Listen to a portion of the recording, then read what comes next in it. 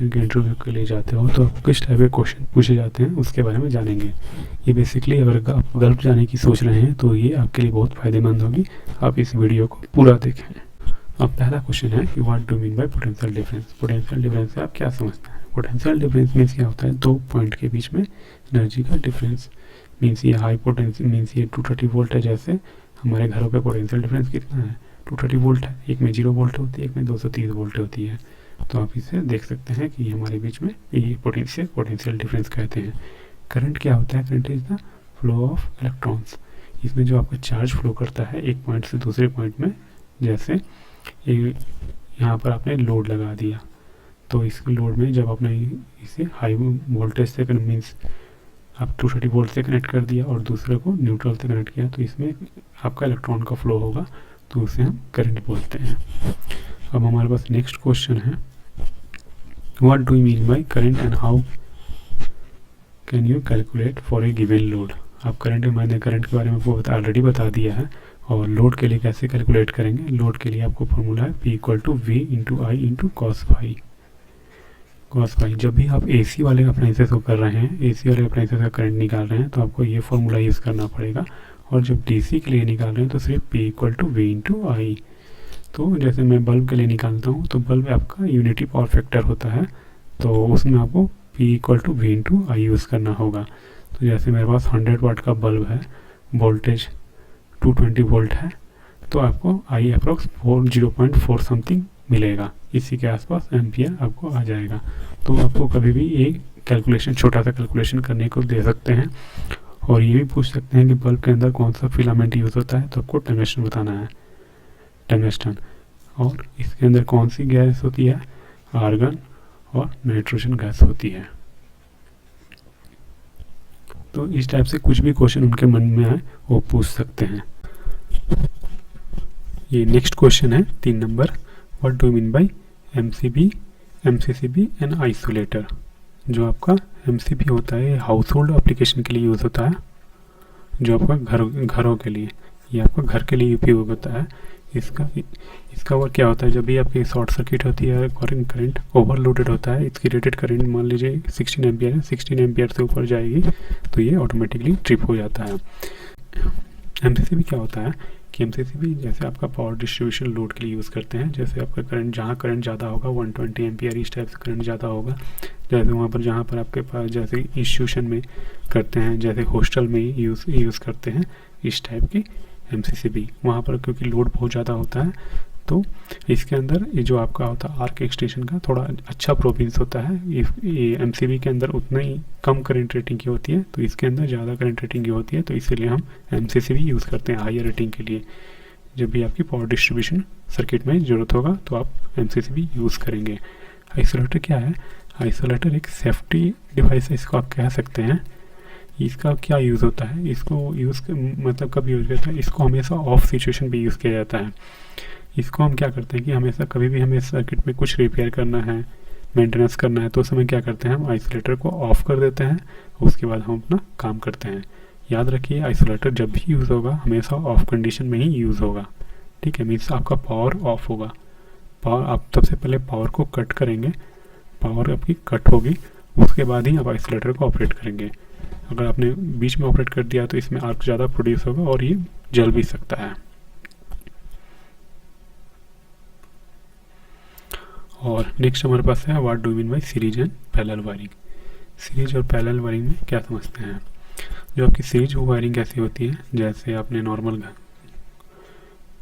कुछ जगह देखा होगा जहाँ सीरीज वायरिंग की जाती है। जनरली आज के डेट में आपको सीरीज वायरिंग देखने को नहीं मिलेगी। सीरीज वायरिंग करने के लिए क्या होता है? आपने एक के बाद एक लोड कनेक्ट कर दिया सेम तार में, तो इससे क्या होगा कि ये लाइव न्यूट्रल है, इसमें क्या होगा कि इसमें अलग वोल्टेज होगा, इसमें अलग वोल्टेज होगा, इसमें अलग वोल्टेज होगा, तो और एक भी लोड ख़राब हो गया तो ये काम करना बंद कर देगा। तो इसलिए सीरीज वायरिंग आपकी यूज़ नहीं की जाएगी। आप ये आपसे पूछ सकते हैं कि घर पे आप कौन से वायरिंग यूज करते हैं, सीरीज वायरिंग यूज़ करते हैं या पैरेलल वायरिंग। तो ये आपके बारे में, इसके बारे में वो कॉन्सेप्ट क्लियर होना चाहिए। जैसे मैंने पैरेलल वायरिंग किया हुआ है, ये हो गया हमारा पैरेलल वायरिंग।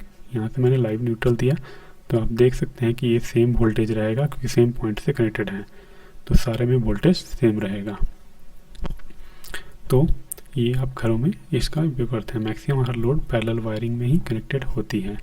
तो आपसे पूछा जा सकता है कि सीरीज और पैरेलल में क्या डिफरेंस है, तो बस आपको ये कनेक्शन डायग्राम हम बना देंगे तो वो समझ जाएंगे कि आपको ये पता है। फ्यूज़ और एमसीबी में क्या डिफरेंस है, difference between fuse and MCB. Fuse क्या होता है कि फ्यूज़ आपका जब जैसे सेपरेट पर्टिकुलर करंट रेटिंग के लिए यूज़ होता है, एमसीबी पर्टिकुलर रेटिंग के लिए यूज़ होता है, बट आप फ्यूज़ को सिर्फ एक टाइम यूज़ कर सकते हैं, वन टाइम। अगर ये फ्यूज़ मेल्ट हो जाता है तो उसके बाद आपको अगेन दूसरा फ्यूज़ लेना पड़ता है। और जैसे किटकैट भी फ्यूज़ भी आते हैं, हमारे पास किटकैट फ्यूज़ आते हैं, लेकिन आज के डेट में किटकैट धीरे धीरे लोग यूज़ करना बंद कर रहे हैं क्योंकि उसमें रस्टिंग आ जाती है, जिसके चलते आप प्रॉपर करंट रेटिंग को मैच नहीं कर पाते हैं। तो आजकल पावर HRC ज़्यादातर फ्यूज़ यूज़ होती है, HRC हायर अपचेन करंट फ्यूज़। HRC फ्यूज़ का क्या बेनिफिट होता है कि HRC फ्यूज़ में क्या होती है कि यहाँ पे करंट थोड़ी बहुत ऊपर नीचे हो तो ये एडजस्ट कर लेती है, और जबकि ये नॉर्मल फ्यूज़ में क्या होता है कि आपकी अगर करंट आ गई तो इसके बाद ये मेल्ट हो जाती है, तो ये डिफरेंस होती है। तो फ्यूज़ क्या होता है कि फ्यूज़ आपको कम कॉस्ट में आ जाता है, कहीं भी आप लगा सकते हो। और दूसरा क्या होता है कि आपका जो एमसीबी आता है, एमसीबी में क्या होता है कि आपका पर्टिकुलर करंट पे जैसे 16 एम्पियर है, 16 एम्पियर से ओवरलोडेड हुई थी, ट्रिप कर जाती है, और या तो शॉर्ट सर्किट कंडीशन में ट्रिप कर जाती है। तो ये ऑटोमेटिक है और इसे आप कह सकते हैं मैनुअल टाइप का कह सकते हैं। तो अगर आपको ऑप्शन दिया जाए कि आप फ्यूज और एमसीबी में कौन सा सेलेक्ट करेंगे, तो आप सबसे पहले एप्लीकेशन पूछिए किस टाइप के एप्लीकेशन में आपको नीडेड है। जैसे आप पूरे घर में लगाना चाहते हैं तो आप एमसीबी सेलेक्ट करेंगे। अगर आप पर्टिकुलर किसी लोड के लिए, छोटा सा कोई लोड है तो उसके लिए यूज़ करेंगे, तो उसके लिए फ्यूज़ यूज़ करेंगे। तो आपको पता होना चाहिए कि आप कहाँ फ्यूज़ यूज़ करेंगे और कहाँ एमसीबी यूज़ करेंगे। जो भी छोटी अप्लाइंस हो गई जैसे 1 एम्पियर 2 एम्पियर वाली होती है तो उसके लिए आप फ्यूज़ यूज़ करेंगे।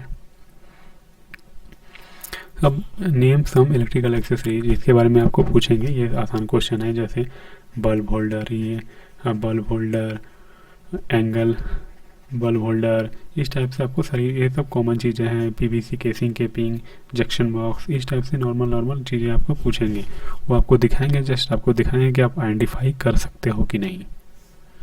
तो ये क्वेश्चन आपने सारा चीज़ देखा ही होगा, बल्ब होल्डर, ये normal switch, socket, 16 ampere socket, तो ये सारी चीज़ें आपने देखी होगी, तो इसलिए इसके बारे में उतना डिटेल में नहीं जा रहा हूँ, ये आप इजीली बता पाएंगे।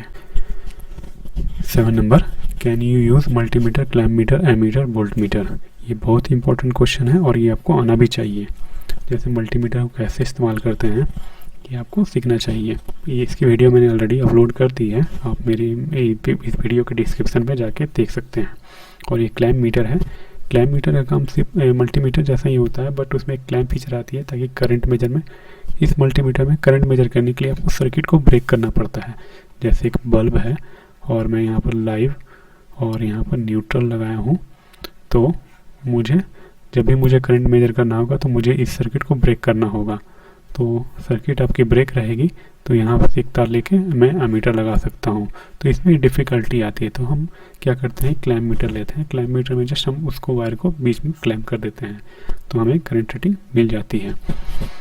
तो इसका पूरा सारा फंक्शन मल्टीमीटर जैसा ही है।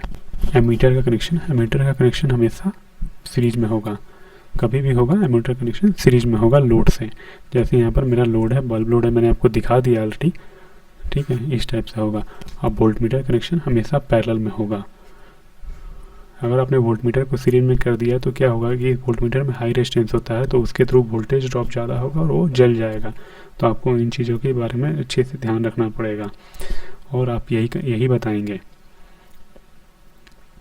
अब जैसे मैंने यहाँ पर मैंने कुछ लोड ले लिया है, ये लोड कुछ भी मैंने लोड लिया है और लोड के पैरेलल में हम वोल्टेज मेजर करेंगे।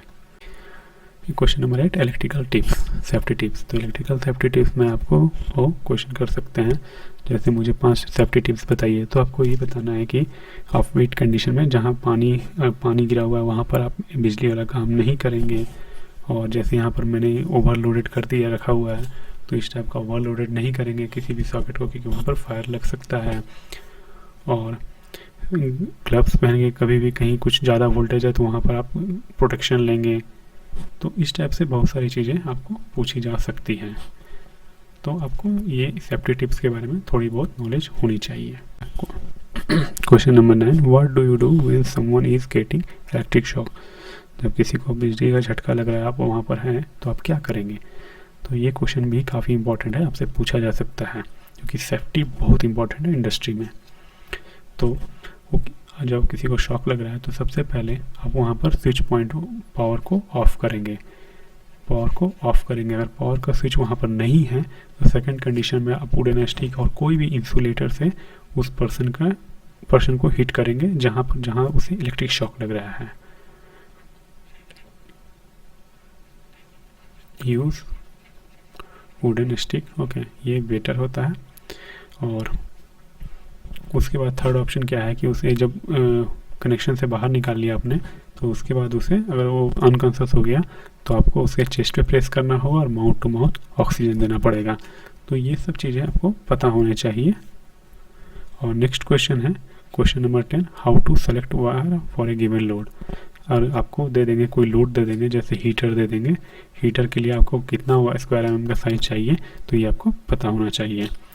तो जनरली इलेक्ट्रिशियंस को आइडिया होता है कि जैसे नॉर्मल लोड आप 1.5 SQM से ऑपरेट करते हैं, और जो आपकी थोड़ी बड़ी लोड होती है उसको 2.5 SQM से ऑपरेट करते हैं। तो इस टाइप से आपको थोड़ी बहुत ये आइडिया होनी चाहिए कि कितने SQM से कितना करंट होता है। तो इसके लिए मैंने एक वीडियो बनाई है, तो आप उस वीडियो को भी जाके देख सकते हैं, मैंने इसका लिंक डिस्क्रिप्शन में दे दिया है। तो इसमें भी सिमिलरली P = V × I, ये सेम फार्मूला है। तो आपका P है, जैसे 2000 वाट का हीटर है, 2000 वाट का हीटर है, और ये आपका P है, और V आपकी 220 वोल्ट है, तो आप I निकाल सकते हैं। तो आपको 9.9 एम्पियर के आसपास आएगी, जो आपको 2.5 SQM की वायर सूटेबल होगी। ठीक है। और कभी भी लीजिए तो हमेशा 25% एक्स्ट्रा लीजिए, क्योंकि full cut to cut current rating से मैच मत कीजिए।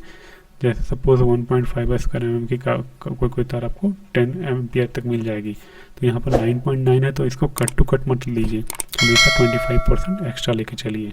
इससे क्या होगा कि आपकी जब भी वायर, मतलब जब आप लोड ज़्यादा देर तक चलाएंगे तो वो हिट नहीं होगी।